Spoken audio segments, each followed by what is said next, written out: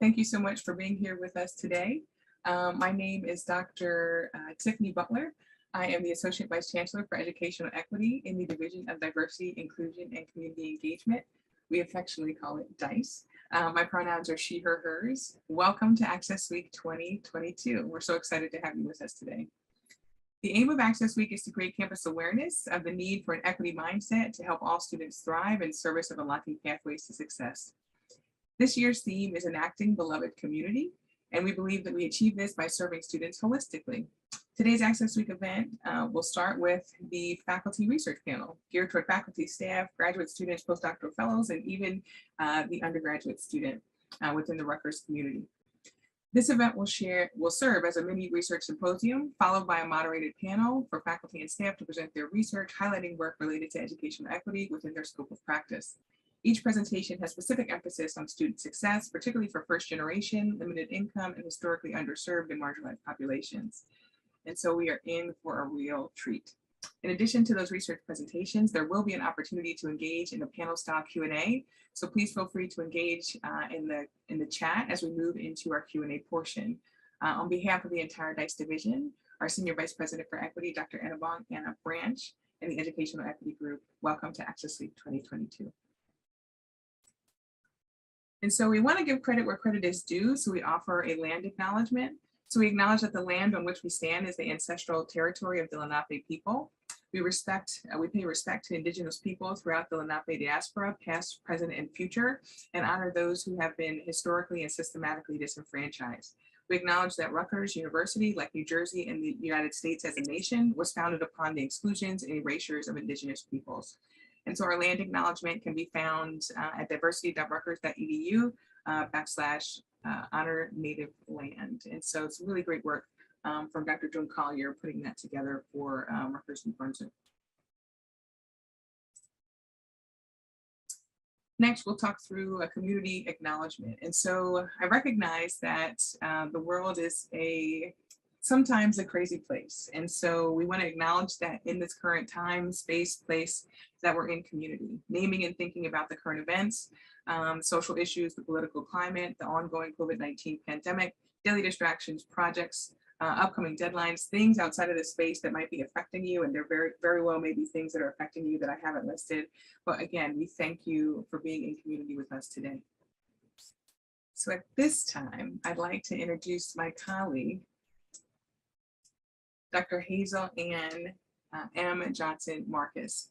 She is the Senior Director for Faculty Diversity and Inclusion, responsible for leading efforts to build a more inclusive academic community for faculty at Rutgers University, New Brunswick. Dr. Johnson-Marcus is an Associate Teaching Professor in the Department of Human Resource Management at the School of Management and Labor Relations, where she teaches in the content areas of staffing, diversity, and inclusion, and the future of work. A passionate, enthusiastic professor, she strives to engage her students' critical thinking skills and encourages them to become more socially responsible citizens within their organizations and broader society. Dr. Johnson-Marcus's research publications have addressed the topics of emotional labor, emotional intelligence, as well as diversity within mentoring relationships. More recently, her research interests have focused on the well-being of employees, especially those who appear to be neglected or invisible within the literature. She received her bachelor's degree in psychology from the University of Florida and her master's and doctoral degrees in industrial organizational psychology from the University of South Florida. So without further ado, I turn the moderation and hosting over to you. We're in great hands. I'm looking forward to the discussion. Thank you so much, Tiffany. I appreciate it. Good morning, folks. And I want to echo Tiffany's comments about our appreciation for you taking time to join us during this indeed tumultuous time in our world. We are grateful for you, our panelists, who will share insights on how to make our spaces more equitable. And we're grateful to you, our guest, who will hopefully take away some nuggets that can make our spaces more equitable. So without further ado, it is my pleasure to introduce our first panel of presenters. We have a team of wonderful instructional designers. We have Eliza, who collaborates with SAS instructors on all of their tech and teaching needs. She combines her teaching experience and technology expertise to best help instructors with their goals in terms of addressing teaching challenges. Eliza holds a master's degree from Teachers College at Columbia University. She's taught middle school and high school social studies, as well as basic composition and expository writing in our writing programs. Pauline, who is joining us, Pauline Carpenter, partners as well with SAS instructors and colleagues to promote inclusive, equitable, and evidence-based learning across course modalities. She holds a master's degree in education from McGill, as well as a graduate certificate in learning design and technology from Harvard Extension. Previously, Pauline has worked to advance college teaching in various roles in the Montclair State's Instructional Technology and Design Services, Harvard's Derek Box Center for Teaching and Learning, and Cornell's Center for Teaching Innovation. And our third of this amazing team of instructional designers is David. David works with SAS instructors and teammates on the teaching and learning team to cultivate and to support a community of excellent teachers at Rutgers. He coordinates assessment practices that emphasize improving student learning. David has a PhD in philosophy from UCLA, has taught at UCLA, Yale, Ohio State, as well as, of course, Rutgers. Before coming to Rutgers, David was the program director for humanities and social studies at the UCLA Extension, where he helped to build the UCLA prison education program. So thank you to this amazing team. I am so very excited to hear what you have to say to us in the space of design justice. Thank you, Dr. Johnson-Marcus. Next slide, please. So as Dr. Johnson-Marcus said, we're part of the teaching and learning team in the School of Arts and Sciences, Office of Undergraduate Education, and we work there to disseminate evidence-based strategies and promote approaches to teaching and curriculum design that are informed by research from education, learning sciences, technology, and social sciences, all with the ultimate goal of promoting equitable and inclusive teaching and learning in SAS. And in that role, we think of ourselves as doing translational research. We work to apply theoretical and evidence-based scholarship to the higher education context. And as we do that, we think a lot about how to develop and refine those theoretical frameworks and that evidence-based scholarship within the higher education context. So that gives a little bit of a frame for how we're approaching our topic today. Next slide, please.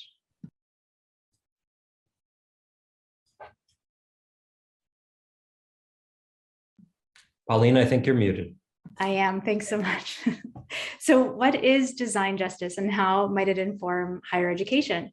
And as we're all aware, the inequities that have been persistent in higher education have been illuminated and exacerbated by this ongoing pandemic.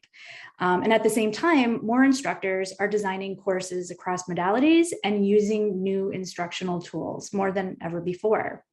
So this past year, our team has been exploring the concept of design justice and how it might inform our work in contributing to equitable teaching and learning. Next slide, please. So design justice is a relatively new theoretical framework and set of guiding principles that we can use as a tool to inform our designs and design processes for equitable outcomes. Design justice comes from the field of design, and the logo you can see on the slide here on the right comes from the Design Justice Network. And this is the organization that created the framework and the principles. Other familiar frameworks that you may recognize that emerge from the field of design that inform teaching and learning in higher ed are inclusive design, that gives us inclusive teaching strategies, and universal design, which came from architecture and has evolved into universal design for learning. To date, thinking about design justice, how it might inform higher ed is in the relatively early stages. Next slide, please.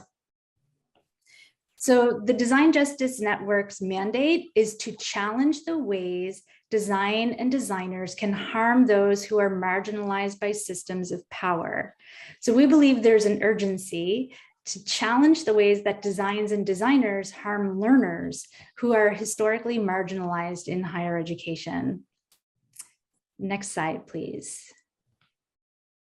So at this stage, we just want to take a step back and consider together what we mean by design. Next slide, please. So design is to plan and make decisions about something that is being built or created.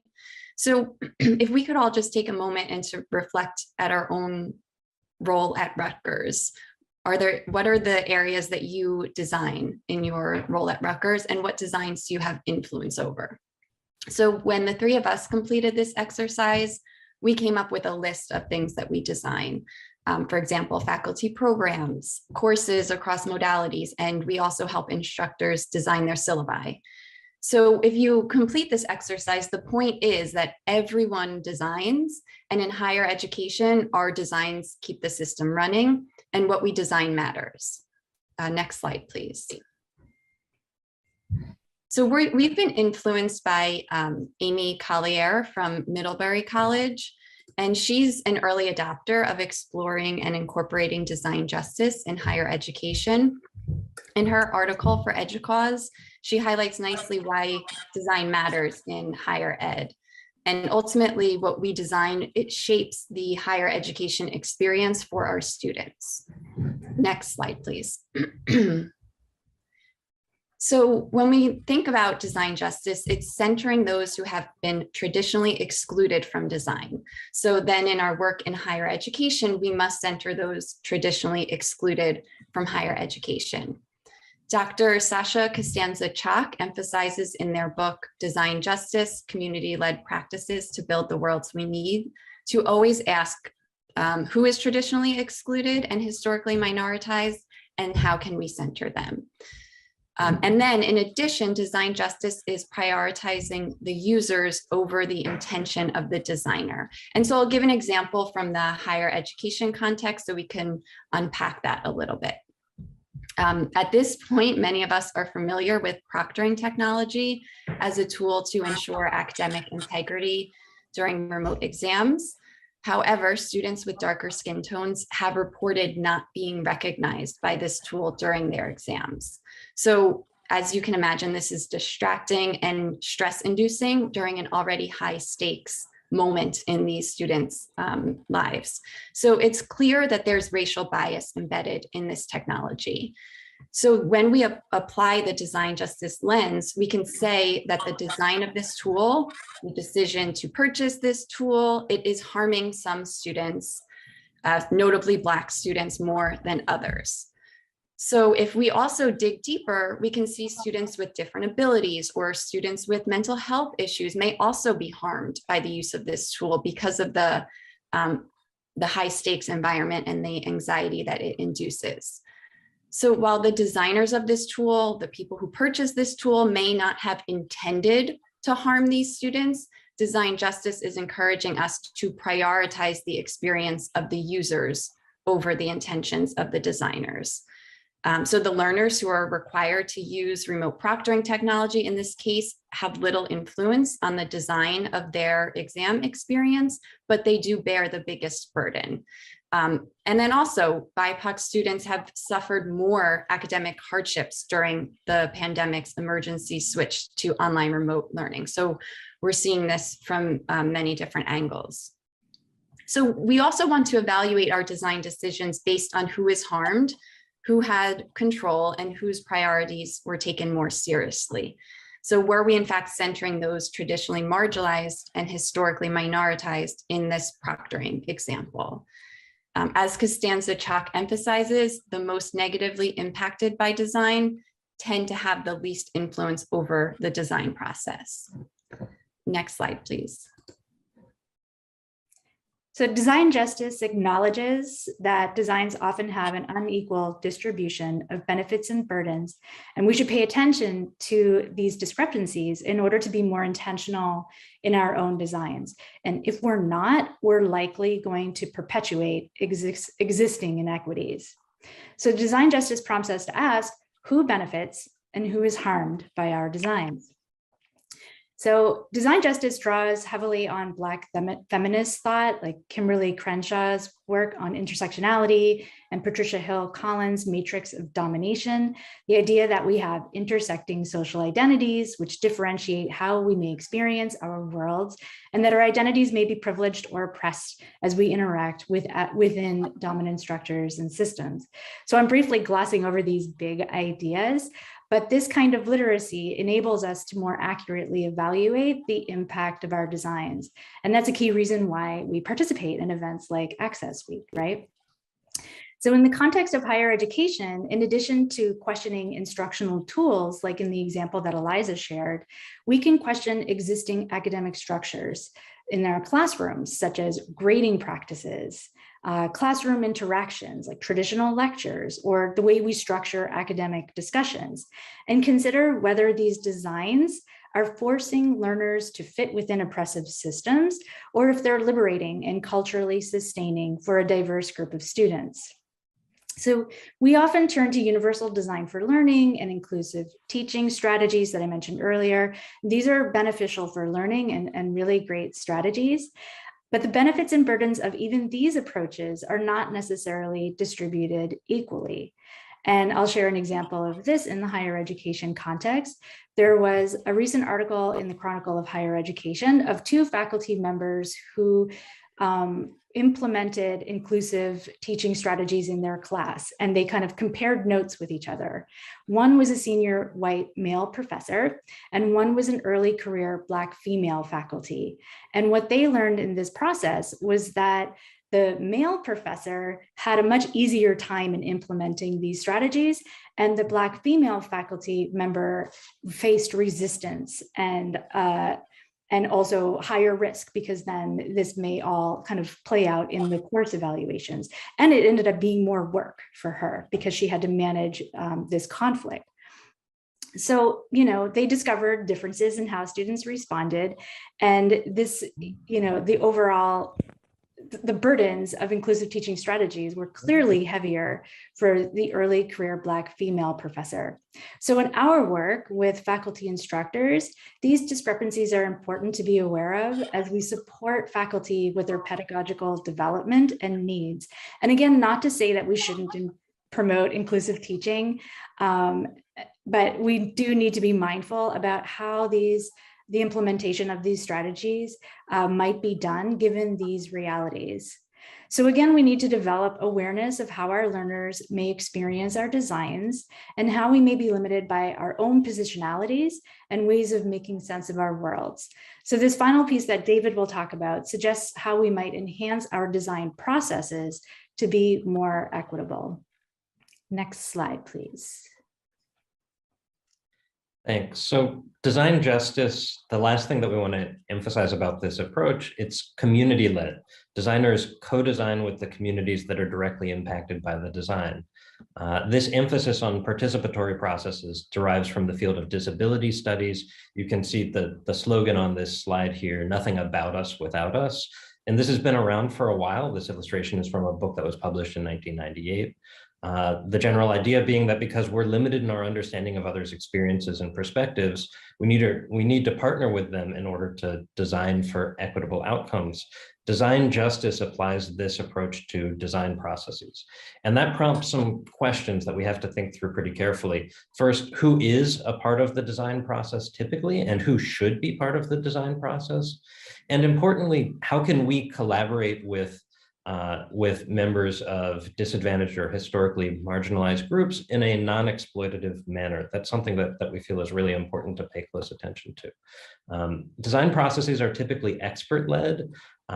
Instead, this participatory approach is encouraging us to develop structures to make them more community-led. And that's easier to say than to do, of course. And it doesn't necessarily mean that you have to have a completely egalitarian process where there's a flat organizational structure and no differentiation in roles. There absolutely can be different roles that come into the process as we work to design various structures and courses in higher education. We also need to acknowledge the power differentials that just do exist in higher education. But design justice is encouraging us to be transparent with participants and create spaces for involvement. One way to start is by searching for and engaging with knowledge that already exists within the community. So this can also mean engaging with Indigenous ways of knowing as well. But again, it's important to be attentive to the risks of being exploitative when asking these groups to contribute to our processes. So we think this is something that's exciting, but can also be quite challenging. Next slide, please. There are some small scale ways to ease into participatory processes. And we've got some examples on the slides here. To just pick a few of these. So Co-creating classroom norms is something that's become increasingly popular with instructors, I think especially in the past few years, where instructors facilitate a class-wide discussion at the beginning of a given course about what norms students want as community members to apply to their interactions in that course. There's also opportunities like collecting early course feedback, mid-semester surveys of students is a way to get student input into the design of the course as it's unfolding and give them a voice that can help to direct where the course goes from there. We've listed some more examples on the slide here. I want to point out some of these, especially in that right column, involving students in departmental curriculum development and assessment processes. Those are approaches that, instead of focusing right at that classroom level, look at the curriculum at a slightly broader level. And we think those are very interesting and exciting too. We've worked with some departments that have started to engage their students in these ways. But there's a lot of ideas here, and we've just listed a few. We're happy to talk about any of these strategies or think about how this applies to other contexts in the Q&A. Next slide, please. And this is a resource that may provide some ideas for how we might do this. This is a book, Promoting Equity and Justice Through Pedagogical Partnership, that's kind of gaining traction in the world of teaching and learning. And next slide, please. And here are additional resources that align with this design justice approach that are applicable in the higher education context. So thank you very much. Oh, thank you so much. This was a very fascinating presentation and promptly on time as well. For those of us who've joined us as we started, we do have time for a clarification question or two to our amazing team of instructional designers who've given us a lot to chew on, indeed, thinking about the way that we design our courses from ground up, indeed. And in perhaps a more participatory fashion to ensure that all learners have the opportunity to gain from what it is that as faculty we're trying to present. So are there any questions from our audience?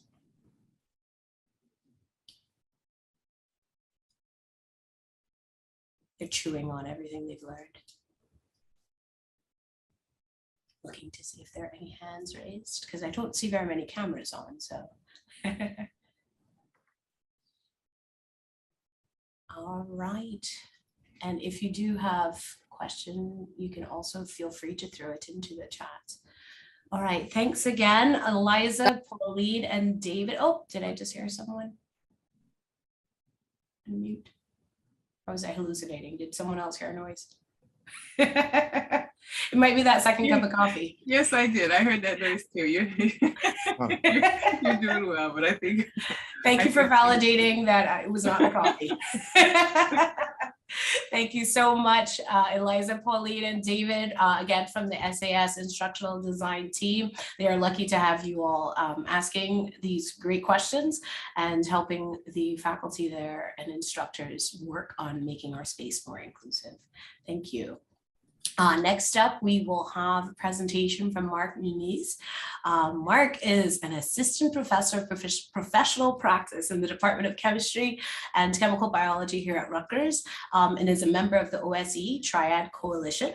He lectures honors general chemistry in the fall and teaches active learning recitations for extended general chemistry and honors general chemistry too in the spring semester. Mark earned his PhD in chemistry from North Carolina State University in 2014 and actively I'm sorry, the coffee's catching up to me, actively conducts research in the area of chemistry education research. His work focuses primarily on using regression analysis to predict student outcomes as a function of study approaches. So Mark is passionate about closing this research to practice divide that exists and implementing evidence-based teaching and learning practices in an equitable manner, especially in introductory STEM courses such as general chemistry. He's fortunate to lead semester support groups that encourage colleagues in professional development toward creating better and more equitable outcomes in their classroom. The current semester support group that Mark is leading is titled Design, Analysis, and Feedback of Assessments, in which participants review best practice design of assessment items to create valid, equitable, and reliable assessments. So Mark is getting deep and down into how are we doing in our STEM classrooms. So at this point, I happily turn it over to Mark, and hopefully I can speak a little bit more clearly when on the next round. Thank you so much, Mark, for joining us. Worries. Thank you for the introduction. It's fine. I just got done teaching, so like I logged on, so I'm probably in the morning mode as well here.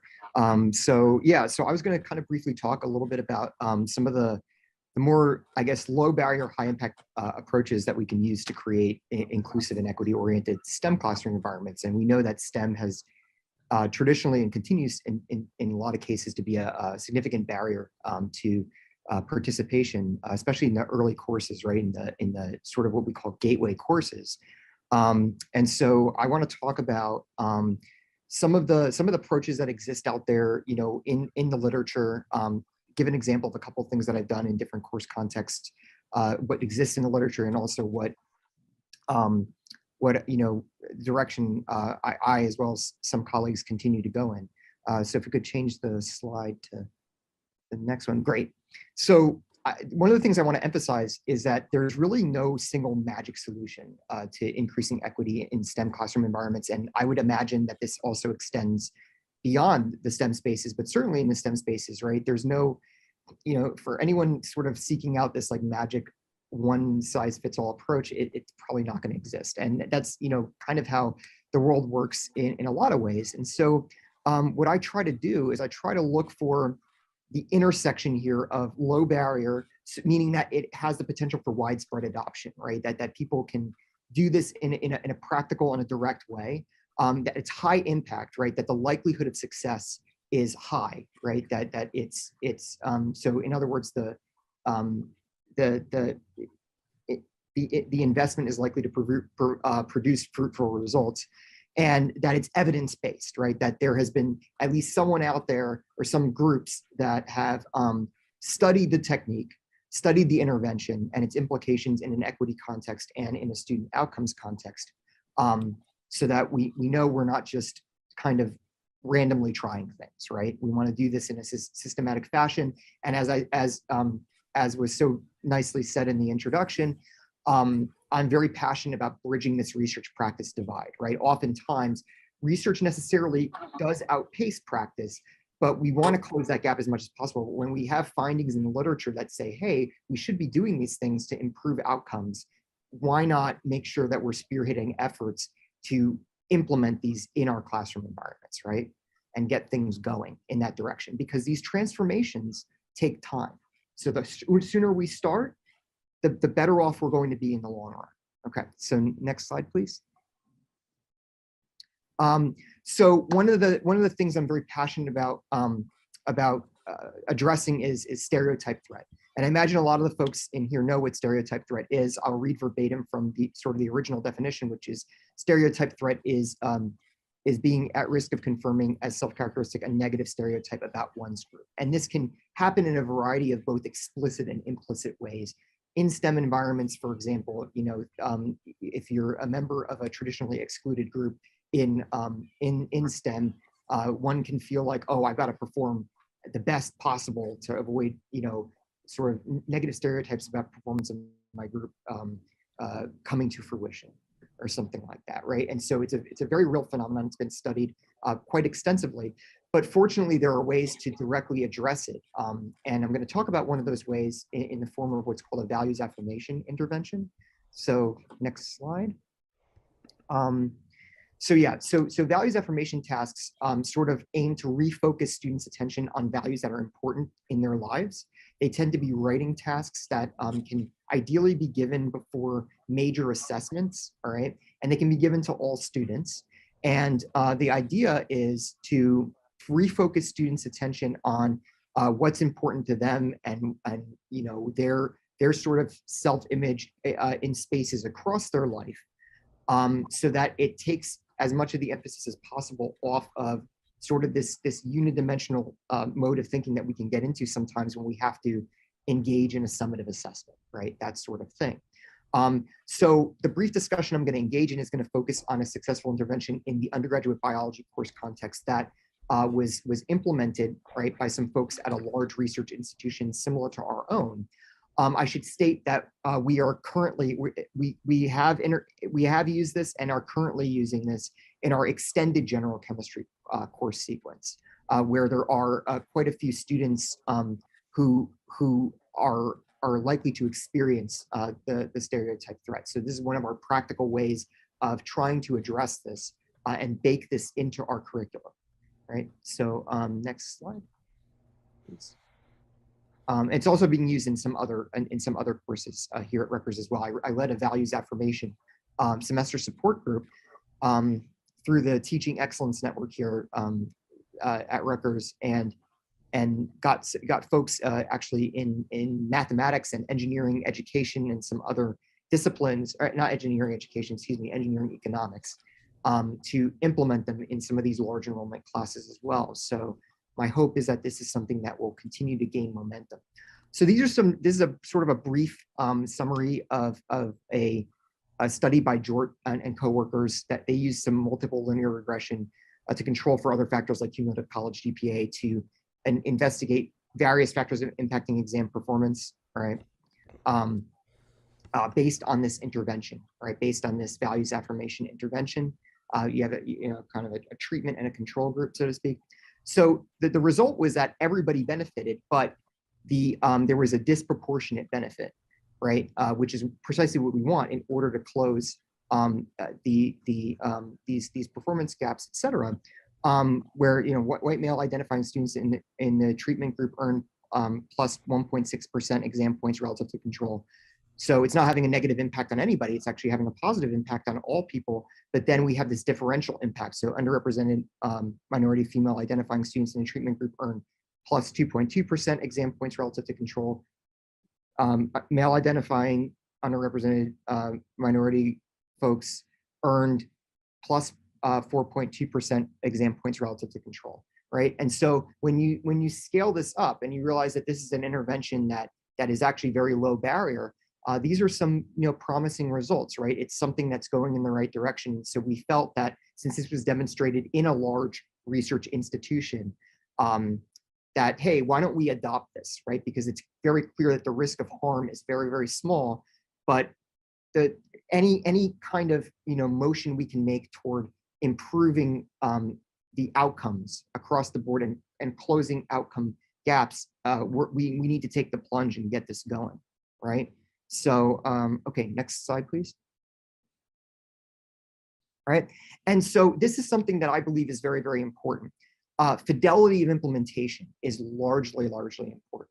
So as a scientist, I would not go to a lab, all right, and have somebody be like, oh, can you go try out this new technique for, I don't know, isolating nucleic acids from a cell?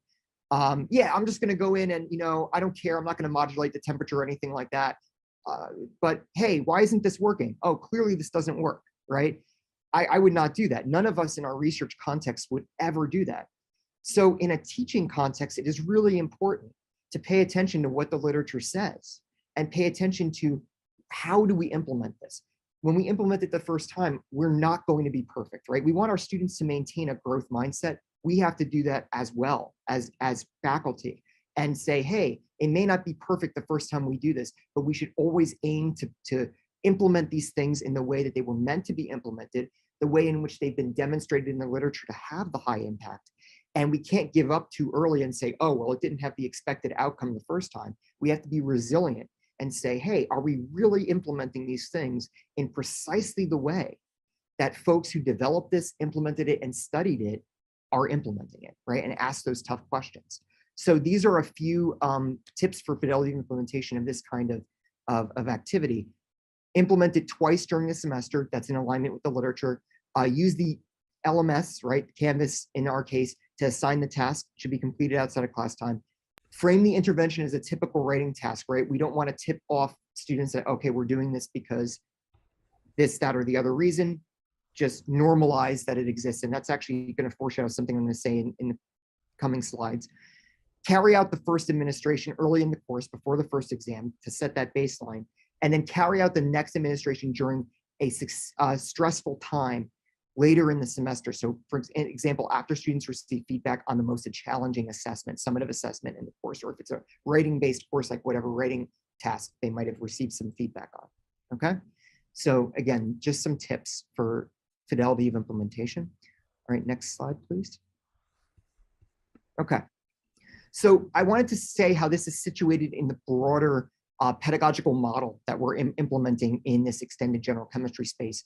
So my colleagues, Mary Aminike and Christine Altanis-Karaus, have been doing a lot of work together to really transform this space, and we realize it's an ongoing process.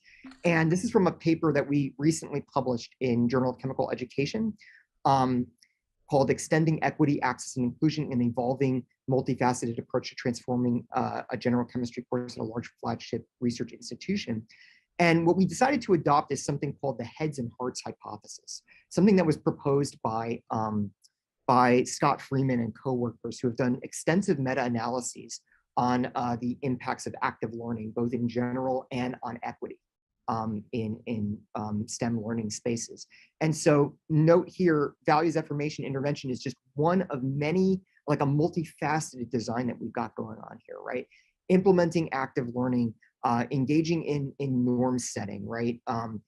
Using high impact practices from the cognitive sciences like retrieval practice and using spaced and interleaved learning practices, making a high structure course design where you don't have too high stakes assessments counting for the whole grade, right? We spread it out. We give students multiple opportunities in multiple modalities to express their understanding, right? And it's just even from a straight up measurement perspective, it just makes a lot more sense, okay? So it's part of really this comprehensive transformation. And one of my biggest recommendations is, we're still early in this. This is our second year doing this, but even when you get results that are not perfect, right?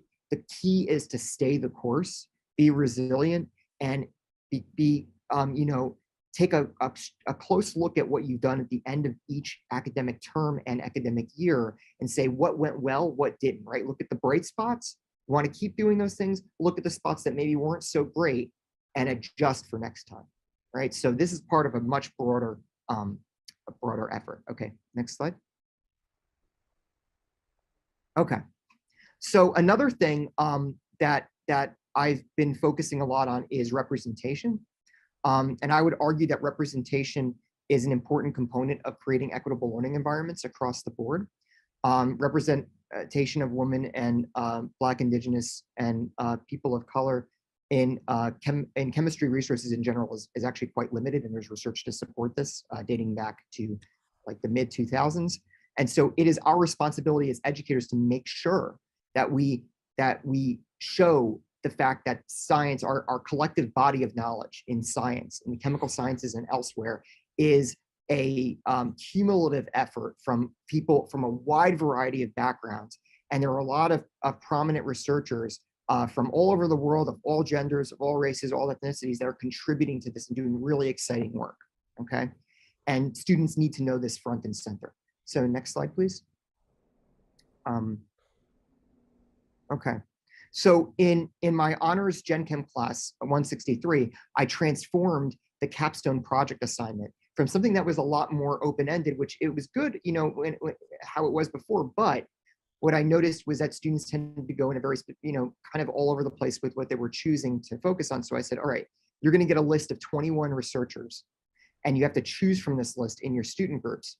And you're expected, and these researchers, I picked them based on the fact that they represent the true mosaic of STEM and the true diversity of folks who are making very meaningful contributions to our knowledge right now.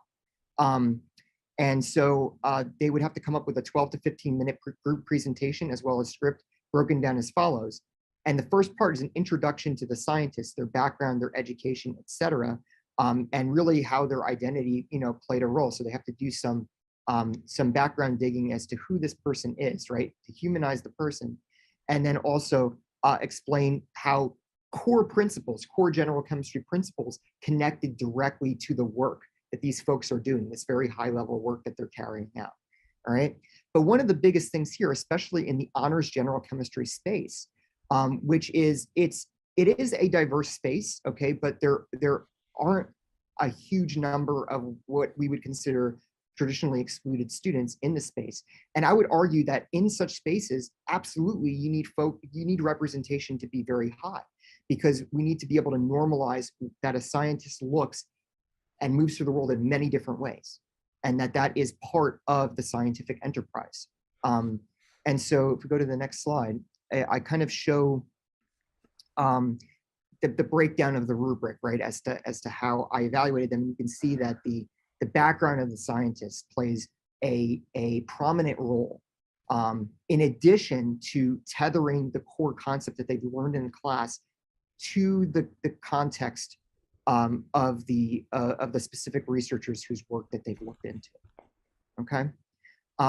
Yeah, and I think this is again something that I consider very low barrier, right? It did not take me much to do this, much investment, but something that is infinitely important, particularly since a lot of these folks, they're going to go on to become medical doctors, and they need to know that our body of knowledge is contributed to by everybody, by a lot of people across the world. And this, in my view, contributes favorably toward a process of humanization and asserting that that we are equals in this STEM space. Okay, so my view is that it has broader implications, and I will say straight, honestly here, I do this when I do this, and I recommend this broadly. I mean, there might be different opinions on this, but I do this in a way that is very, I normalize it. I don't make a performance out of it, in a sense. So I say, hey, this is the reality. This is what the STEM mosaic looks like. And this is what should be normalized in your mind, rather than look at me, I'm, showing all these different people. And it's a subtle difference, but it's an important one, because it starts to carve out new norms in our in sort of our high-end university space, that this is what a scientist looks like, this is what STEM spaces are supposed to be. All right. So I believe that a non-performative approach to this is strongly important from the faculty side. And so I think that's it. My next slide might be. Okay. Yep, that was it. Mark, thank you for presenting us with such absolutely interesting low barrier. I love that framing, low barrier, high impact practices that can be easily incorporated into classrooms, whether in STEM specifically or across other areas within our campus. And I think that last part you said was so critical. It is about just, hey, this is what actually makes up our field, as opposed to, hey, look at me, I'm showing off that I'm doing all this cool diversity stuff now. No, this is actually the reality of how our fields came to be. And it is important for you to understand how that works.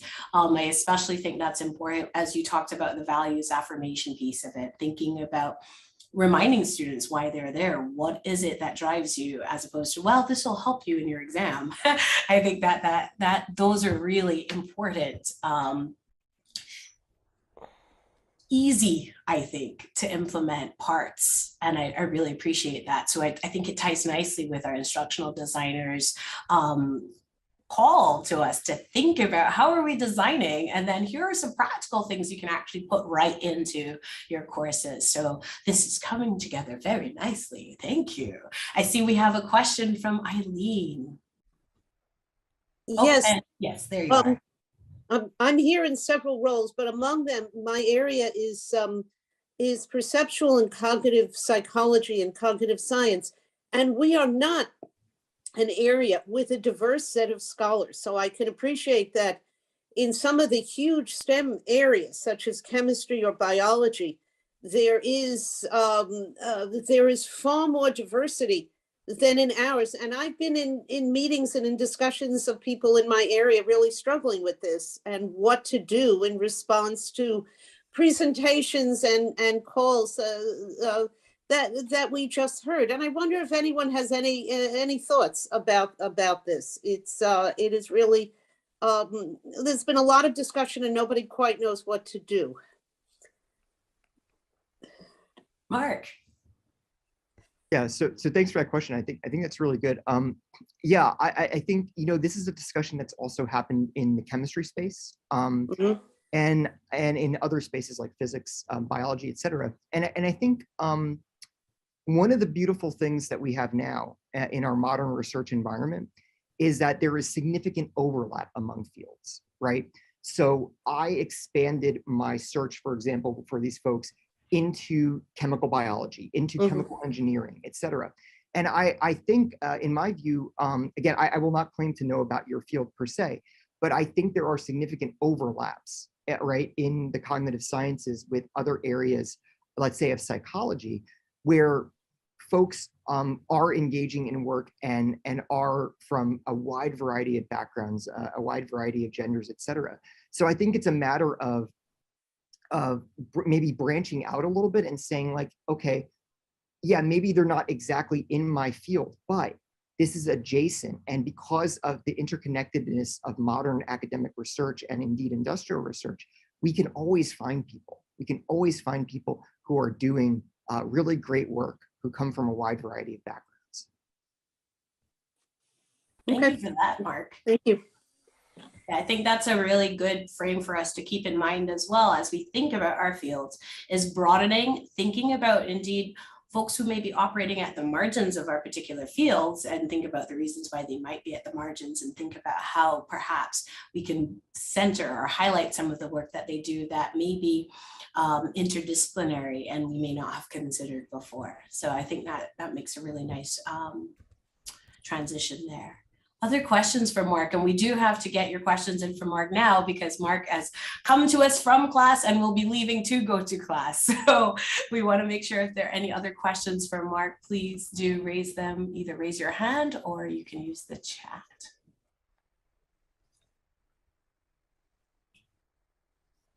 And folks may indeed be taking notes. David. So Mark, I have a question. You were talking a bit earlier about I think the values affirmation task, and you mentioned don't tip off the students, frame it as a typical writing class, and I think that connects to what you were just saying towards the end here, talking about wanting to normalize this in your discipline.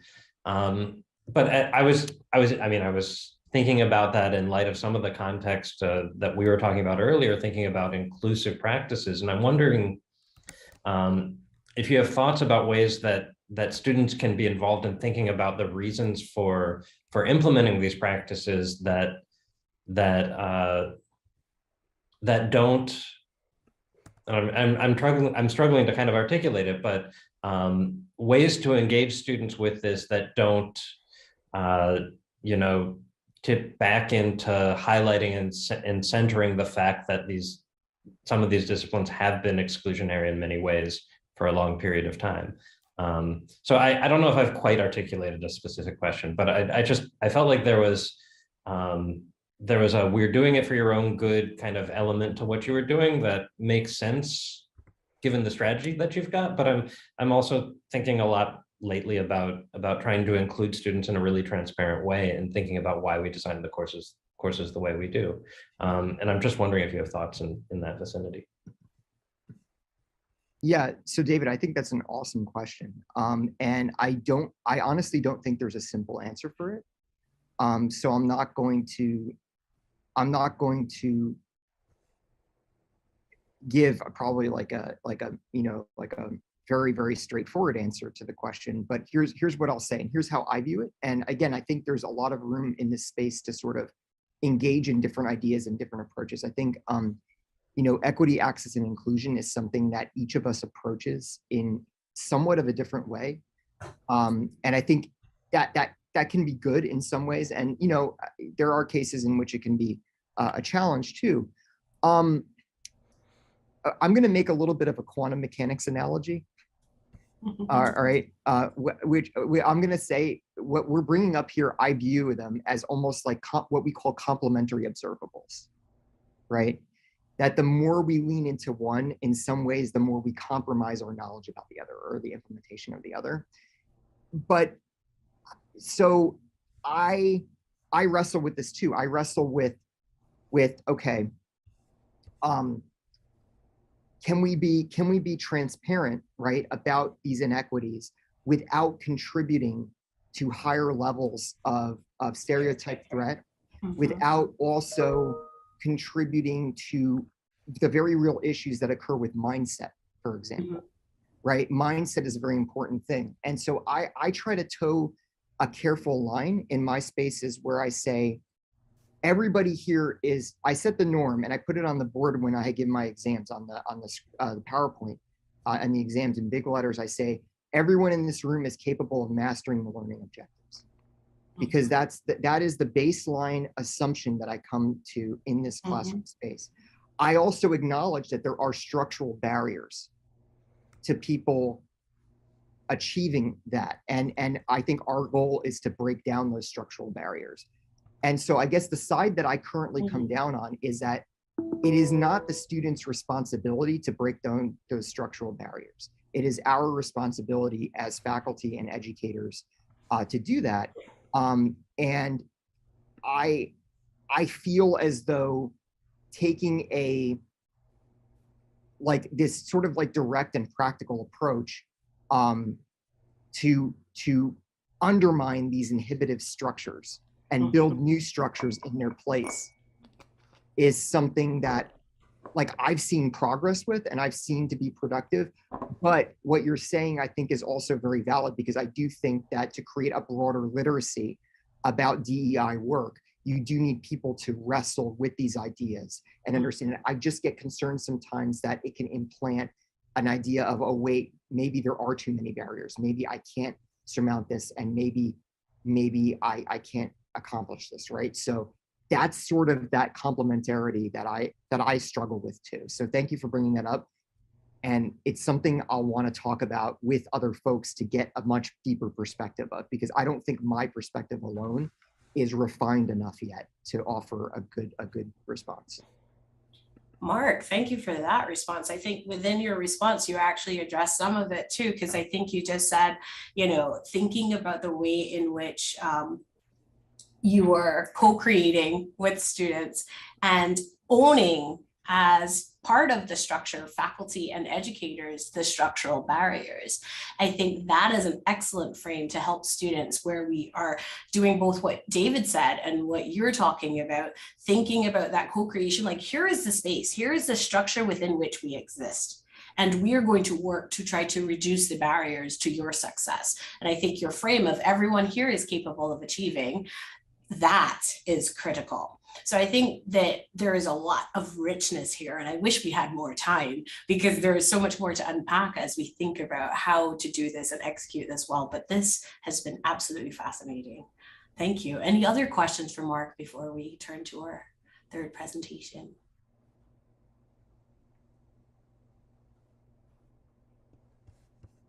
Checking the chat. All right, thank you again, Mark, for that very fascinating presentation. And thank you for the opportunity to be here. I unfortunately do have to run, but I really thank you so much. I'm very grateful for it. Yes, I look forward to further conversations. Have a good class. All right, take care, everybody. Thank you.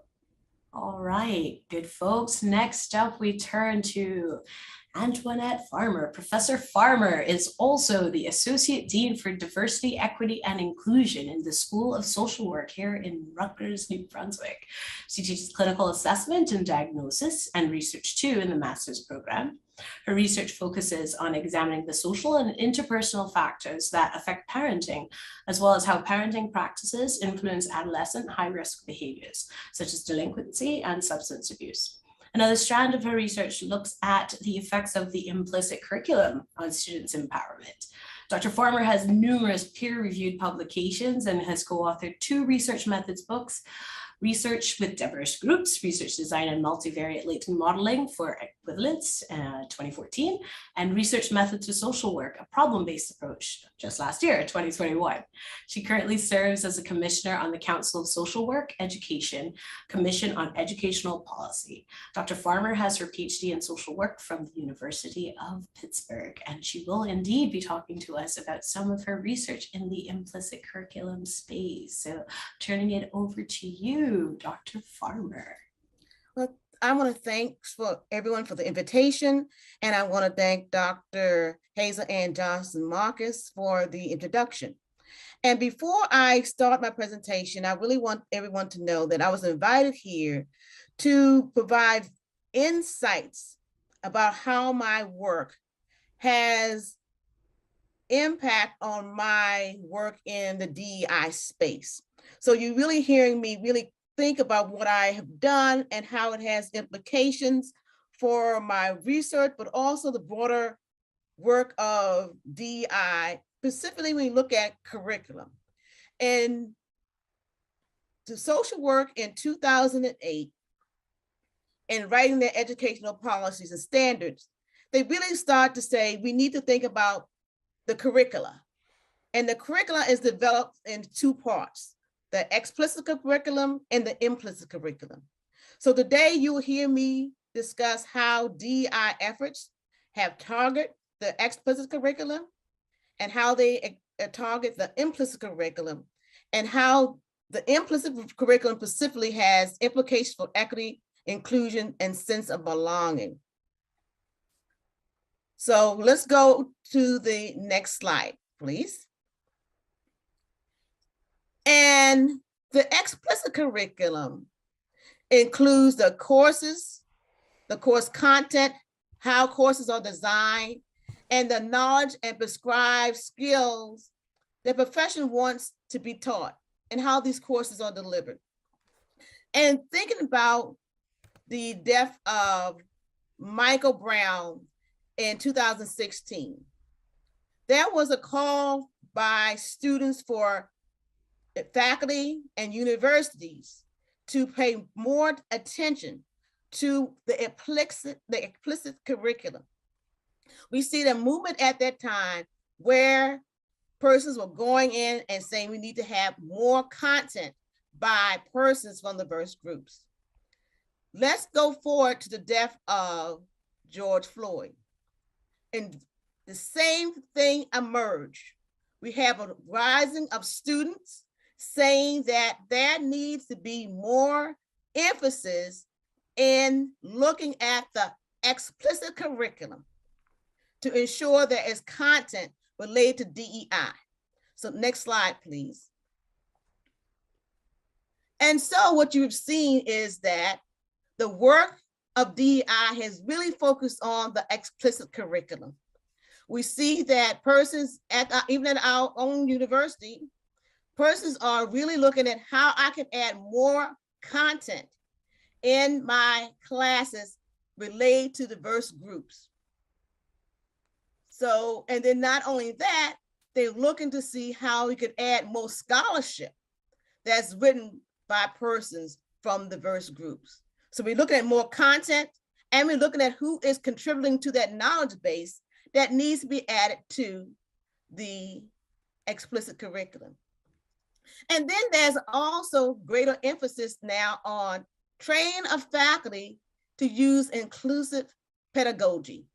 And we heard about this earlier in the earlier presentation, that this is one way that universities have really tried to address DEI issues.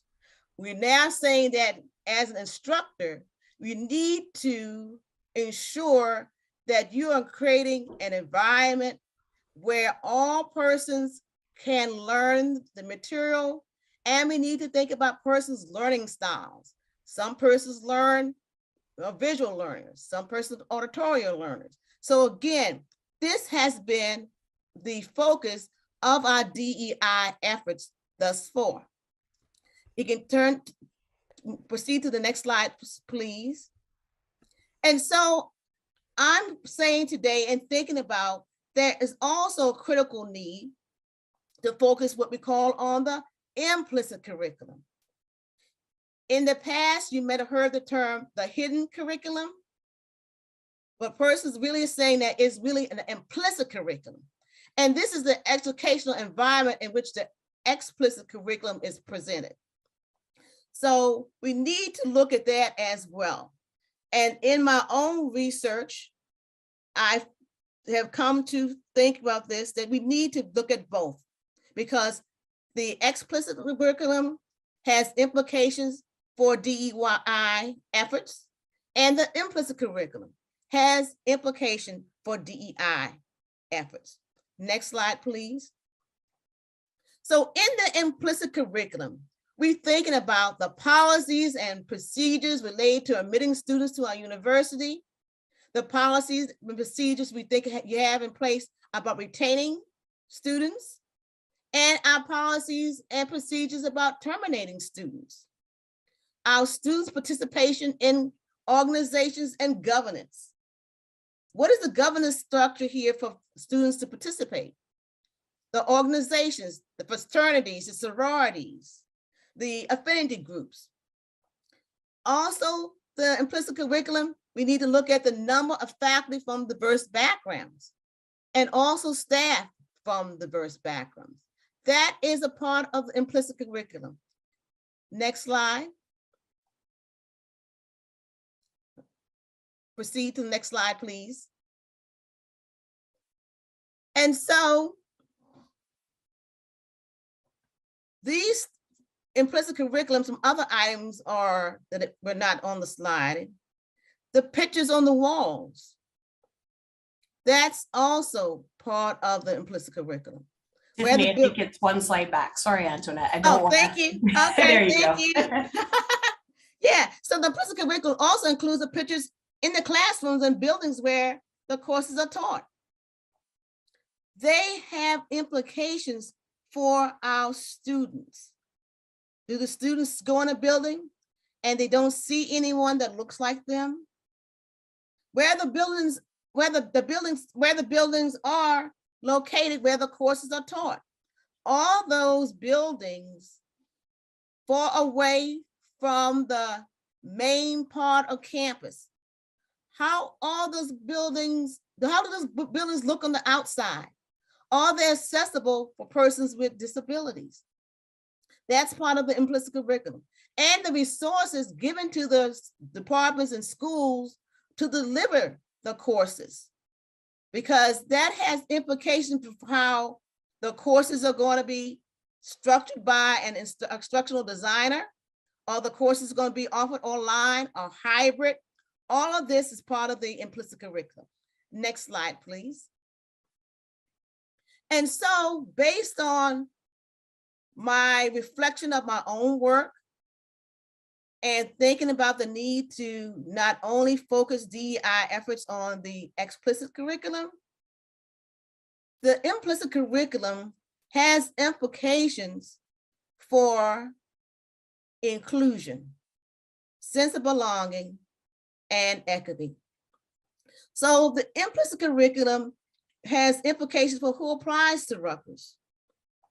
So if we're sending out material to advertise our programs and our excellence at Rutgers, we need to consider who is being shown on those materials.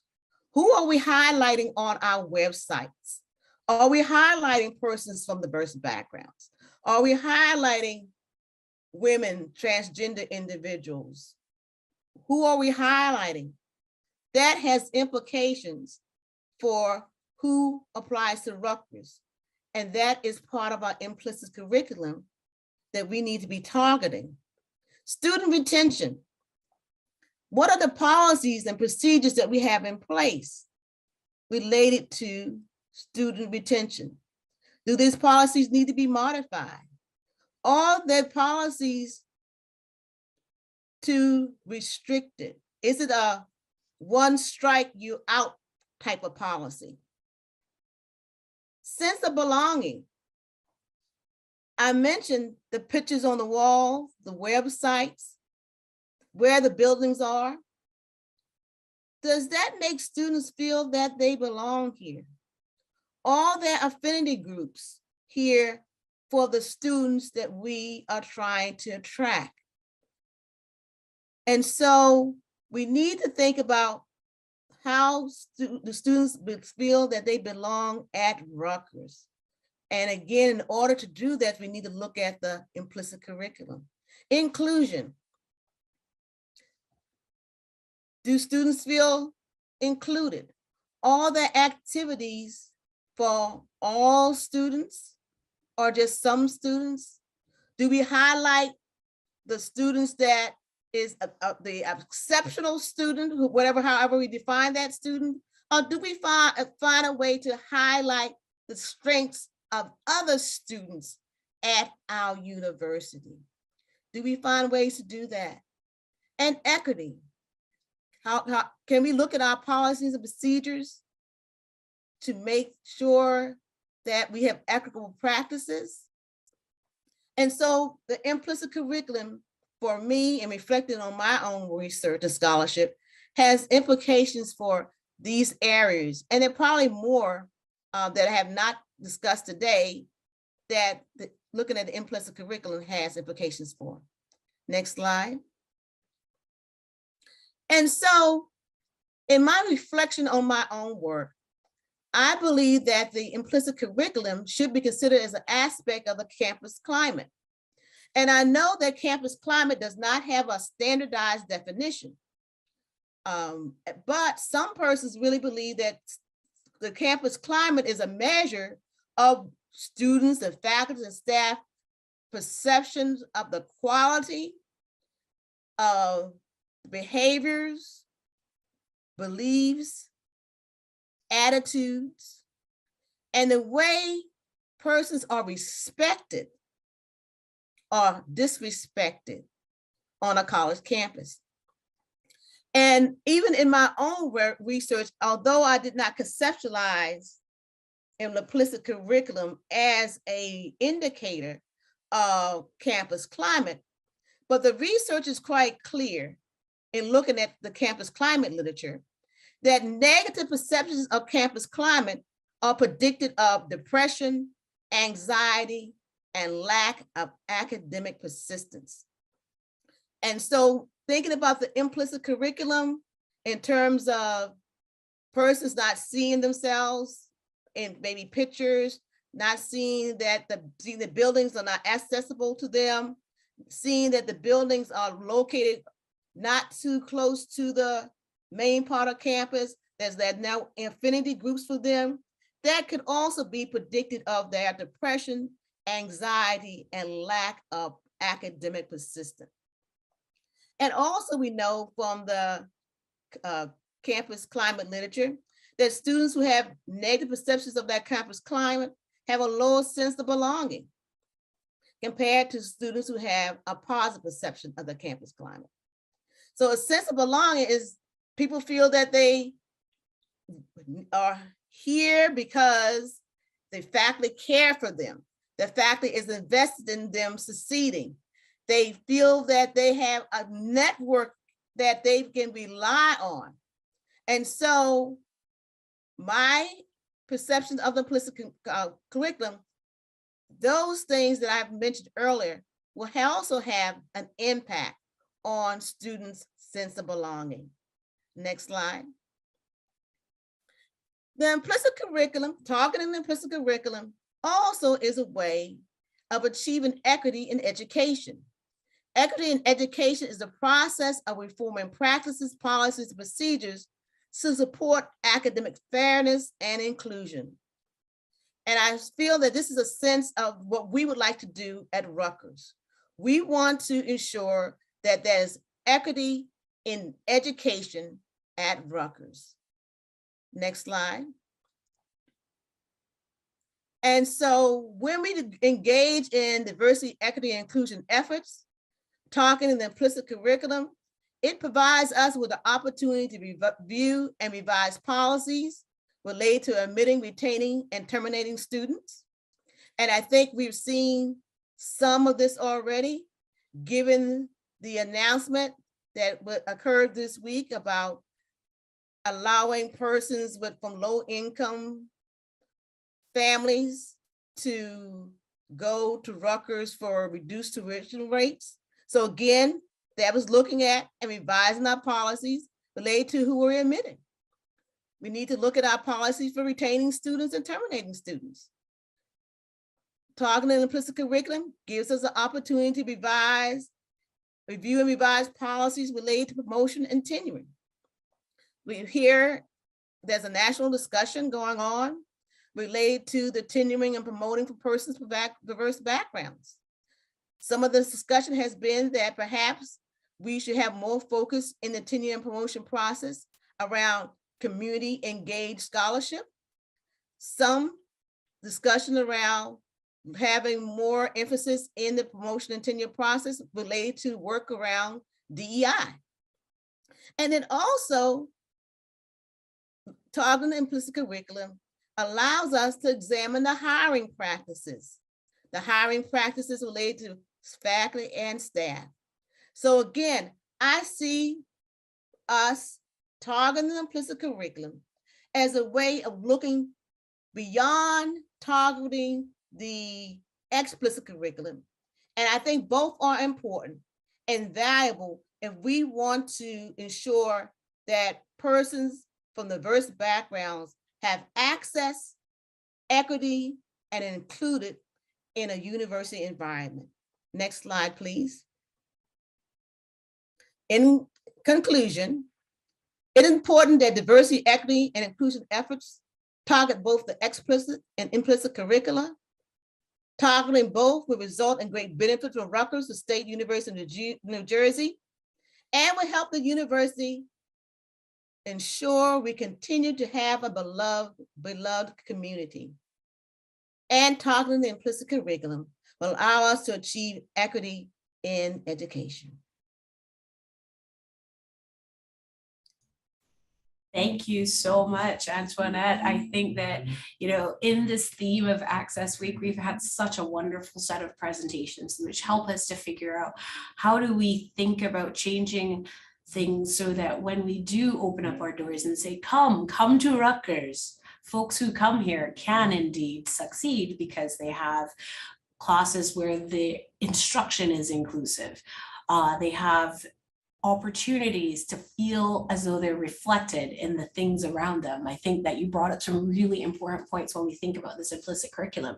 I taught on the Livingston campus and I've been here for a long time. Those of you who've been here a long time, you have seen the growth and change in Livingston over time. But I remember in the early days when I was here, students were like, oh yeah, we're the forgotten one. And I think those kinds of things send messages that perhaps folks hadn't intended to send. And I think that it's particularly important to start to attend to this in our work, not just in the explicit, like let's add more diverse work into our syllabi, but also think about what are the spaces that we're existing in. So thank you so much, Antoinette, for having us think about this. I see Eileen has come on camera. If there are questions for Antoinette specifically, please feel free either to unmute, raise your hand, put them in the chat. And then we also have some questions in terms of for our panel, some prepared questions and questions that came in from attendees ahead of time. So Eileen, go ahead. Yeah, Antoinette, that was an absolutely wonderful talk, and I've been making notes and asking questions, and if I could just quickly bring up two things.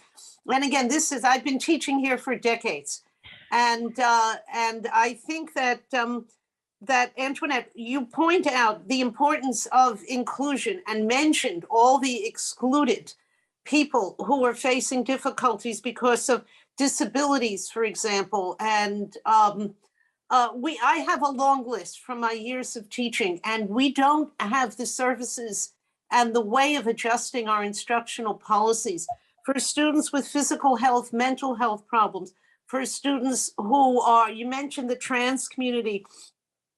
We have students who are struggling with language differences that they get some support, but it's not adequate. And our policies of evaluating teaching, both at the level of course evaluations, and then I'm so glad, Antoinette, you mentioned promotion and tenure. Our promotion and tenure process, there is such a gap between what we're learning about today and what happens on the ground and the way the university does its assessments, that it can't continue. In other words, your work here has to go, as Antoinette is saying, and bridge the gap into practice. And I hope when we do it, we really are very inclusive, because this university works hard, particularly in the master's level, to recruit internationally. Students come here without adequate language. Even though the language people work hard, they don't have the resources needed to do the language preparation. So all the comments made here, I'm extending it over a large range of the current Rutgers population, let alone recruiting new students to come here. And this is just so valuable in working toward real policy change. So thank you. Thank you, Eileen. I think, go ahead, Antoinette. I thank you, Eileen, for your compliment about my presentation. Again, I said that it was a way of me thinking about my own research and also seeing that there's opportunity to work on the implicit curriculum at a larger level than just in my own profession. Yeah. Because again, in 2008, in the educational policies in social work, we began to say we need to think about the implicit curriculum. That, in K-12 education, they have been thinking about the implicit curriculum. And now at the university level, we need to think about the implicit curriculum as well. Thank you. Thank you. Other questions for Antoinette?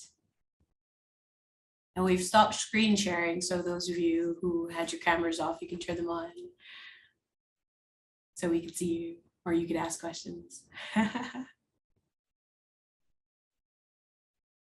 All right, and if I'm always bad at that pause. I know you're supposed to leave a long pause. Sharon, do you have a question, or you were just responding to my call? I was just responding to say hi and thank you. I'm sorry, Hi, I don't have a Sharon. question. Thank you. All right, well, we have questions that were submitted for our wonderful panelists, and we'll start with a good meaty one. Where did you start in doing equity work in your scope of practice, and what would you offer as a place to start for faculty, staff, and students who've come and are inspired and excited by what they heard here? What would you recommend to them in terms of starting their equity work? So where did you start your equity work in your scope of practice, and what would you recommend for some of our attendees in terms of thinking about their work?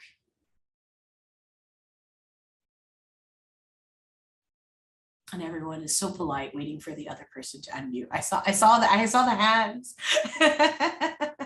Well, I'll start first. Thank you, Antoinette. I think some of my equity work started when I graduated from college and I was working at a psychiatric hospital. And there have been, we know that disproportionately more persons from diverse backgrounds, specifically African-American males, were being diagnosed as having conduct disorder. And conduct disorder is a disorder where persons engage in stealing, lying, really they violate the basic rights of others. And also at the same time, we were having a disproportionately number of their family members or families not bringing them to treatment because we were in a psychiatric setting. Mm-hmm. I worked at Western Psychiatric Institute and Clinic, one of the largest mental health facilities in the world. And everybody knows that when you go up those stairs, that is the psychiatric hospital. And it was stigma attached. And so we had to think about a way where families from diverse backgrounds could receive treatment without being stigmatized. So we decided that we would work on get an outpatient facility. There would be no labels on that building, no things that would stigmatize individuals. But the person was still not coming, and so we had to do a survey. And we found out one of the main barriers for not coming to treatment was transportation. Mm. And so as a result of that, we said, okay, what resources can we get to ensure that these individuals are getting the treatment that they needed. Because when they wanted to get the treatment, they would be successful in school, because most of the referrals we were getting from the school settings, because teachers didn't want to have children in the classroom that they felt were out of control. And so once we were able to get the money for transportation, there was an increase in these families coming for our services. The second part of your question is, where can students or faculty or staff begin their equity work? I think we can begin that by just making an assessment of where we need to do the work. It comes first with an awareness. It's an awareness that we need to see injustices or barriers that prevent persons from coming into a system. And then once you see that there's a barrier, if there's awareness of it, then you need to analyze and say, what can I do to address this inequity? And again, we may not be able to do it by ourselves, but then it comes, that's the action and the partnership, right? The allyship really helps us be able to break down these barriers.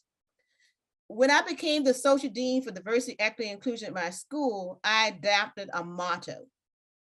And that is, courage paves the pathway towards change. So that's the first step. You have to have courage to do those things that are going to make a change and difference in someone's life. Thank you. That's amazing. I really love your mantra in terms of courage paving the pathway towards success. So that thought that it sometimes is challenging to make that change, or to ask for the resources to make that change, or to change your courses wholesale. I know many faculty are like, whoa, what do you want me to do? I feel that. But I think that it does take that bravery and that courage to make that first step, and then to open resources if you need from other places to help, because transportation, that might have been something you didn't have on your own to be able to do, but perhaps working with municipalities, etc. So I love that. And I think it ties really well back into your implicit curriculum point, right? So thinking about our spaces, right? Thinking about our spaces, how are they designed? How are they accessible? How do they reflect us, right? As an institution and our values. So thank you, Antoinette. Other panelists, how'd you start and what would you recommend? So I could go next. For me, it's really been an iterative process, right? Like for me, as I went to college and learned more and met more people, you take away new ideas, new perspectives, going out into the world of work and starting to teach, you learn from your students, right? More than you probably imagined prior to teaching. You learn from other colleagues. So really, it's just been the more I've experienced, the more I've read, the more I've listened to others. That's opened up space to allow me to then incorporate evidence-based practices, new ideas into the classroom and into my role of working with faculty as an instructional designer. So I really do sort of believe in that iterative nature, that you have to do one small thing at a time, right? So it kind of ties into my advice, start where you are. You don't have to wait for the new semester or a new year or like a mark on the calendar, right? You could just start where you are. I'm a student of the James Lang Flower Darby idea of small change and small teaching. So taking one right, and Hazel-Anne, you mentioned this, right? Sometimes when you look at overall and you're like, I can't, change my entire course, but maybe you don't have to, right? Maybe just take one practice and bring it into your classroom or into your design work at Rutgers. If you're in the staff role and not teaching, you could think about what's one small change I could make, and then, evaluating how did that go by making that one small change, and is the next time around, what can you do differently? Oh, that is fantastic advice, especially the small change, right? Because I think especially in the DEI space, it can seem so very overwhelming to folks who haven't had to deeply ponder it for a very long time. But I think that, you just mentioned one small change. So, as part of teaching, it's even easier now to do mid-semester course evaluations. It's already set up. You can just throw your questions in there. That is a small change. That's a very small lift. And then you can use that and implement it right now. It's only February. There's still time to make small changes in courses if people are currently teaching. So thank you for that, Eliza. Pauline, David? I can step in. So it's hard to pinpoint exactly where things got started. And if I think about like equity work as, asking questions and paying attention and self-awareness and continuous learning, I think I've always done it to some extent. And as Eliza said, it's iterative, and I hope that I'm moving in a positive direction with that. But I guess if I think about some experiences in, in this kind of scope of practice. So similar to Antoinette, thinking back to my first job after college, I actually went to Japan and I worked as an assistant teacher in English language classrooms. And it was such a lesson in, how much culture impacts how we shape our educational spaces. And as a first generation college student, we can think about like our own educational spaces as being, it was a new culture for me, right? And it was similar to being in Japan. And I was thinking, I'm also just figuring it out. So I got into working with international graduate students. And I think a panelist or a participant asked a question about international graduate students among our population. And in my role, I worked with international graduate students on oral communication skills. And I also was an advocate for them and worked with undergraduate students as well. So in that role, having an equity mindset is really important, because if, back to what Antoinette was saying about an implicit curriculum, like we can move in those spaces in a harmful way by undermining people's perspectives or, and so it's so important to be open and paying attention to how things are working and how people are experiencing things and how we can work to advocate for them. So I feel like it's, and even in my work as an instructional designer, I'm constantly doing that, right? Like when I work with faculty, I'm mindful about my interactions with faculty, but I'm also an advocate for the students in their classes who are going to be experiencing the decisions that they make on their syllabus and their the instructional choices that they make. So it's always going on. And as far as like where to start, I'm sure everyone here probably feels similarly that you have been doing some of this work, like you're here. So these are the kinds of things that we do to work toward our equity mindset. It's never done. 10 years, when I think about how I felt 10 years ago, I thought, oh, I'm so in the know. And now I'm like, oh, I learned so much in the last 10 years. I'm not even going to pretend that I know everything, because I know 10 years from now, I'm going to feel the same way looking back. So I guess, yeah, just continue, find opportunities where you can learn more, find opportunities where you can contribute, build on what others are already doing and spending so much work doing the research and whatnot. That's what I got. That's wonderful. Thank you. I really appreciate your emphasis on continuous learning and recognition that there will always be something for us to learn. None of us will ever be like, I'm good, I got it all now. So I think that's a really important part. Keeping humility in this work is really, really important, because there is always something new to learn, new perspectives to consider or to take as we do this work. So thank you, Pauline. And David, you're up. Thanks. So I'm glad you gave us this question a little bit ahead of time, because I kind of mulled it over and processed it a bit. And I think, like everyone else, my initial reaction was, well, thinking about my teaching, I've been doing equity work, but also developing, as Pauline was emphasizing, and growing into that throughout my teaching work. But I thought maybe it would be useful to talk about when I moved from a teaching role to an administrative role. The first really equity focused project that I worked on was the UCLA prison education program.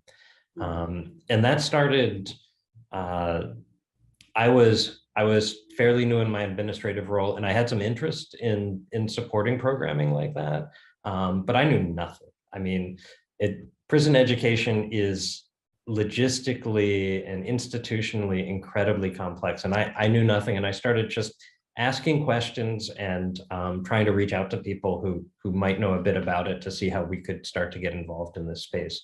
And by coincidence of timing, I was at UCLA. UCLA had just hired a faculty member, Brian Bain, hired away from Columbia, where they have a robust prison education program, with the specific charge of building this program. And I happened to be asking questions at the same time. I was at Extension, where we could help them reach and provide credit and academic credit to non-matriculated students, which is a really important part of this kind of programming. And so I started out with some interest and some enthusiasm, but not really knowing where it would lead, and fell accidentally into a close collaboration with someone that this was maybe 6-7 years ago now, has been one of the highlights of my professional career. I learned an enormous amount about approaching that sort of program building as community building too, as building it as a community effort, not just as something that, you know, a dean dedicates some money to and then it happens, but as something that's really deeply rooted across an institutional community. And so I guess that would be maybe, if I feel like there's a piece of advice I can offer, particularly to people who are used to an academic context where maybe sometimes there's silos and we stay in our roles and we stay within our departments and we have sort of a narrow view of the people we work with.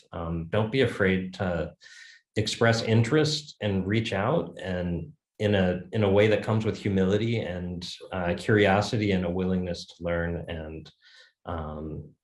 and you'll be surprised by what happens and the opportunities that can open up when you do that. Wonderful. I love that. Thank you. And I think you were very generous in your characterization that sometimes we're used to our silos.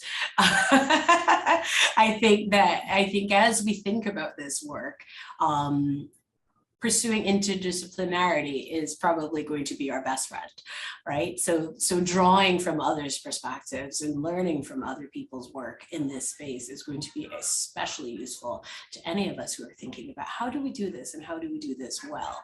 So I appreciate that generous characterization. All right, sorry.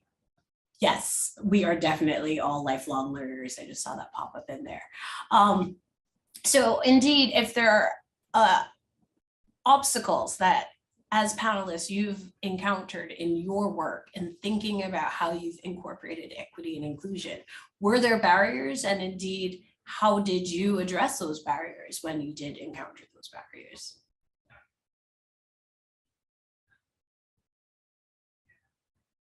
Do you want to go in order again? I'll start with Antoinette. You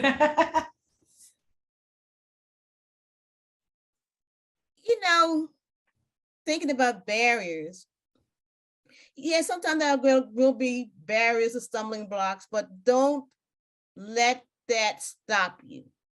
I think it's critical to go back to the person to explain why whatever you would like to be done, but also get others involved as well, right? And also the most important thing, have data. Have data. It should be a data-driven decision. That makes me happy to hear. Right. I can argue, I can say I need the X, Y, and Z, but when I bring that data, to show why this is needed. That changes the discussion. So have data, also maybe comparative data. One thing I've learned since I've been up here is that when you say the Big Ten and the other Big Ten schools are doing X, Y, Z, and you can pull all the data, that changes the conversation. Absolutely. So the context in which you're in is important, but having the data is important as well. Yes. Yes, and there was a question in there, how do you get the data? And sometimes getting the data is a part of the barrier that we struggle with, right? Especially at as a complex of an institution that we exist at. So I know that there are efforts afoot to try to clean up some of the data gathering processes. And then sometimes we have to get creative and collect our own data if we have the capacity within our spaces to do so. So I think that's a really great way of thinking about it. So I'm hearing get data to support your position, as well as bring in allies, right? Bring in team members to help make the case and to help demonstrate why it's important to pursue these efforts. Thank you, Antoinette. You're welcome. Other barriers faced and suggestions for overcoming them. Yeah, so I think a lot of times barriers are the two I think of most and that are hard to deal with are time and structural issues. And so you can't change your situation or your context, but sometimes you can change your mindset. Is the way I like it's always so easy, especially, coming from teaching in the K-12 environment as well as in higher education, it's always so easy to just say, I just don't have time for this. I just don't have time for this, right? Like I've been a product, I've done that myself, saying just like, sorry, can't go down that road because I just have to, cover the content or get to the next piece of material or whatever it is.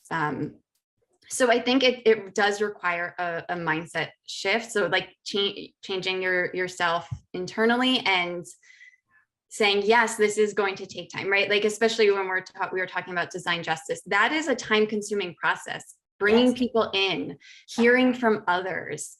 When in the design process, you're really generating more ideas, and then you have more design choices to choose from, right? So it does require more time. And so, there's no easy solution to that, but it's prioritizing, well, maybe I won't cover all the content, but this is really important and it's going to help me achieve, my learning goal. So I have to dedicate the time to it. And structural issues are a huge challenge and sometimes seem overwhelming also. And so that's why relying on other people, seeking out, you can always find someone who can play some sort of like mentor role, who has been there before, who has more experience or has more institutional knowledge than you have to try and unpack the structural issues that you're facing. So there's no easy solution. And sometimes I try and think the only person I can change is myself. So how can I shift my mindset to make this more positive? And not saying that we should still acknowledge like when something's hard or when something's difficult or when there's a structural challenge, like you need to live with those feelings as well. But then, make sure that those feelings move you to someplace productive, if I'm making sense. Yes, you are absolutely making sense. I think that you've articulated something that's particularly challenging in this space, is that folks perhaps, and you said you've done it too, but obviously you figured out how to make it work, but there is this conflict between, well, I have to do the content or I have to do this and I cannot possibly add this in too. But I think that what I heard from you, and you can correct me if I misinterpreted it, is that there are ways, and doing stuff like this, there's an amazing team of instructional designers and SAS to help you think this through. And I know that at least in Similar, we have an amazing instructional designer. So there are resources, and I think it is tapping into those resources. And Tiffany put in the chat, building a mentorship network and thinking about, is this important to me from a mind, like shifting the mindset? Is this important? If it is important, let's figure out how to gather resources to help me to accomplish this. And I think this goes back to the earlier point of bit by bit sometimes, right? It may not be a whole scale redesign of your course for the fall, but it might be, all right, incrementally, we're getting there. Incrementally, we're changing the spaces around us to make it more reflective of folks around us. Thank you, Eliza. Other obstacles, barriers, and ways you've overcome them. Yeah, I would add to this structural barrier. I know, when we work with faculty, there's a tension for us as we're trying to, work through possible solutions to instructional challenges. We do advocate for equity-based, like evidence-based, equitable and inclusive strategies. But sometimes, in practice, it can be very hard to implement, like just the time issue with faculty members, like the time to put into a course. And also Mark brought this up in his presentation, where it's not necessarily going to go well right away. Like it's a learning curve. Right. And especially now where everybody's burned out, but there's like an incredible need for these strategies.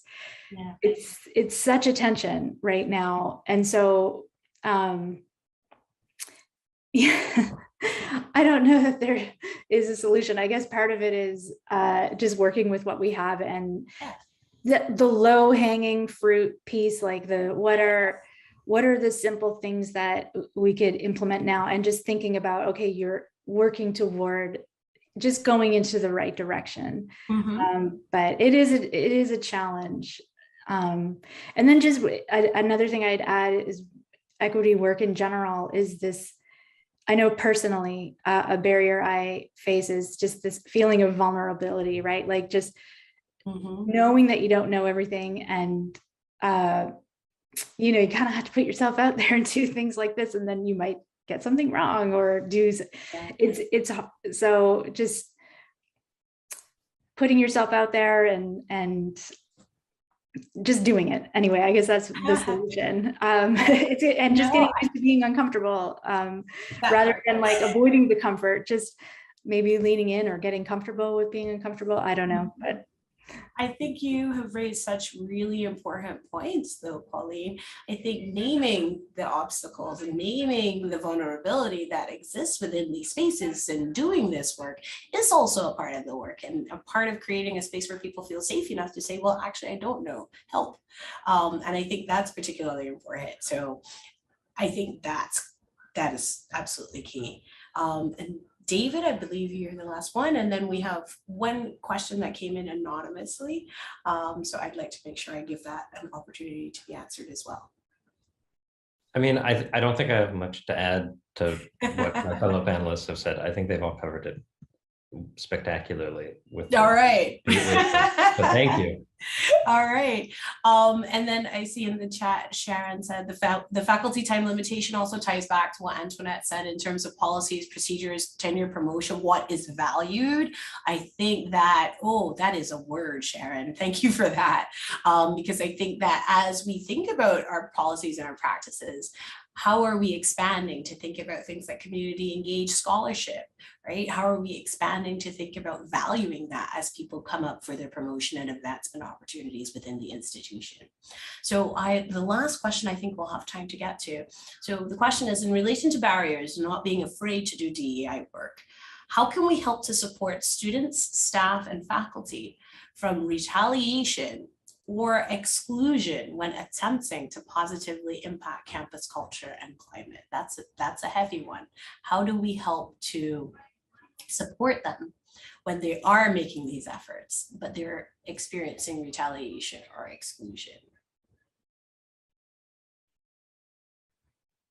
So I have one thought, thinking back to one of the examples we used in our presentation, where we were talking about the different student reactions to inclusive teaching practices, where a senior white male professor reported getting very little pushback from students about that, and a junior Black woman reported getting intense, ongoing student resistance to the adoption of well-grounded but unfamiliar teaching practices for the students. And I'm remembering something that that the authors of that piece, that the two people who wrote that together, said, which I think connects with what we were talking about a bit later on in our presentation, which is, don't try to solve that problem yourself.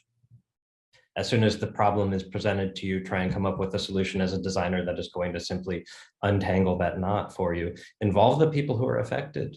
Bring them into that, create an inclusive process where you can get input from the people who are affected by this and develop strategies for trying to address that. So I think maybe one first step is to talk to the people who are trying to do this, who are concerned about that, and involve them in designing solutions for it.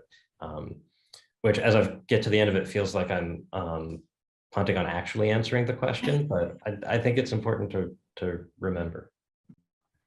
Thank I think, sorry, Yeah, go ahead. Two other things that come to my mind. One is, thinking about, we know in the case that David's describing, that course evaluations are not neutral, right? Like, so being careful about how we use these instruments in tenure decisions or whatever. So this gets to the policy piece that I think Sharon brought up. And the other piece is, I know, like in the context of working with a faculty member and thinking about implementing maybe these strategies, that the risk is retaliation, right? And having an open space to discuss that and think through what the consequences might be. And I don't know, like, I know for me, I sometimes decide, okay, I can do this now. I have the strength now. And sometimes you might not have the strength, and you got to take care of yourself. So I think just acknowledging, yes, this might be an issue. You can decide if that's something you're willing and able to take on right now. Right.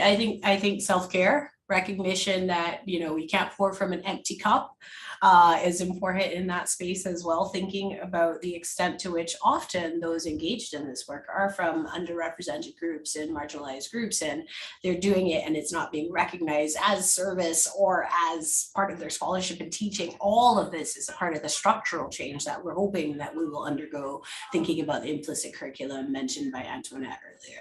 So I think that's really key in thinking about how do we better support. It's part of that is changing some of these structures and removing some of these barriers and acknowledging the harm that is happening to the folks who are doing the work. I think that's key, like not pretending like, oh, it doesn't happen. Like, oh yeah, you did this thing and whatever. Acknowledging the harm that has happened. I see it. Eileen has her hand up as well. Oh, you're still muted though. You took your hand down, but you didn't unmute. Things that we could do right now. So for example, part of my job at School of Graduate Studies is to review and approve proposals for new courses. Well, every time we change what we ask, we ask for more information because things evolve. So now we ask for elaborate learning goals and we ask for lengthy statements on academic integrity, but we don't ask for a statement about inclusion and how a course curriculum and content will address diversity and inclusion. So I'm going to do that. I make the form. I can make the form different now, and I'm going to make it for the next round. I know there are comparable processes in all the schools for the undergraduate courses, SAS, SEB, School of Engineering, all the schools. They can do it too. So I would ask this group, my email, there's my name. It's just my name at at Rutgers.edu. And if you can send me some suggested language, anybody here who has a thought as to how to do this, I will run it by the other deans. We'll put it on the form. This will happen by fall. And it doesn't affect all the existing courses, but it means if someone is sitting down, but maybe we'll use this if we review existing courses, and we could do this now. And I can't see the comment. What was the comment in the chat? Well, first David said there's a lot of impact in making the form and utilizing your power to change the form, right? So folks who have that ability, whether they're deans, directors, etc. But then Anna pointed out, let's make sure it's always not the same people filling in the answers. So I think that goes to your point. So if it's new courses, yes, but then how are we applying this to existing courses? How are we challenging folks who are currently teaching in our programs and schools to think about the question that you're asking? You're exactly right. And that's part of our work as part of the strategic plan process, which is to go back to programs and talk about diversity, how you changing your curricula. So I'm going to send them the recording of this event. That's one thing. And we'll have events and work towards it. So I'm just looking at all the policy steps, academic integrity. We never used to insist that this be a major part of syllabi. Now we have pages on academic integrity, and that changes the culture and changes the behavior. So we need to get things into policy and take some of the easy steps. And some of the steps are really easy. There are a lot of things that are very flexible at different levels that will change how people design their courses and think about teaching in the community. Absolutely. Thank you so much, Eileen. I love that you pointed out the practicality of making some of these changes, because sometimes it feels like we're trying to boil the ocean, but it really only takes one little pot at a time. Forgive my weird analogy. We are at 12:55 p.m. This time has flown by. I would like to invite the panelists to share any last thoughts, observations before we close out for today. Thank you for creating this space. We really appreciate it and for inviting us in. It truly was our pleasure. Thank you. Thank you for bringing such interesting work to us so that we can all have a lot to think about and hopefully start doing, right? And I will always remember Antoinette's quote, courage paves the pathway towards change. Yes, I jotted that down. That's fantastic. And I hope we can all go forward courageously in making these changes, because obviously you're all here because you are interested in making change towards us being a more equitable and inclusive place. So thank you all for your time, your attention, your wonderful questions and engagement today. I hope you all have a wonderful rest of your day and a fabulous weekend. Thank you so much. Thank you. Thank you. For folks who are still on the call. Oh, sorry, Tiffany. No, okay. I put a link in the chat just to for feedback. So we love creating these kinds of spaces. And so for the next time, what are the kinds of things that you might want to talk about again, or what to have more information on or learn about? And so please feel free to go into the link in the chat, click on it, and feel free to fill out the feedback survey. We greatly appreciate it. Yes, thank you so much for that. Apologies for jumping the gun. No, it's perfectly fine. Fine. Thank you so much, Hazel-Anne. Thank you, everyone. Have a great afternoon, everyone.